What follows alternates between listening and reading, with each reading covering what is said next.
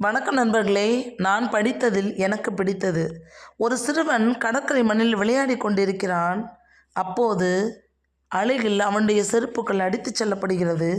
உடனே அவன் ஆத்திரத்தில் எழுதுகிறான் கடற்கரை மணலில், கடலே நீ ஒரு திருடன் என்று. அடுத்து அங்கு ஒரு வாலிபன் வருகிறான். கடல் அலையில் தன்னுடைய காதல் மனைவியை இழந்தவன். அவன் அந்த மணலில் எழுதுகிறான், கடலே நீ ஒரு கொலைகாரன் என்று. அடுத்து கடலுக்குள்ளிருந்தே 2 கைகளிலும் மீன்களோடு ஒருவர் வருகிறான்.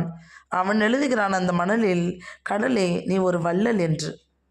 4வதாக கையில் விலையுயர்ந்த முத்துக்களோடு கடலுக்குள்ளிருந்தே ஒருவன் வருகிறான். அவன் எழுதுகிறான் மணலில், கடலே நீ ஒரு பொக்கிஷம் என்று. இங்கு 4 விதமாக எழுதியதை கடல் அலை அழித்து சென்று விடுகிறது.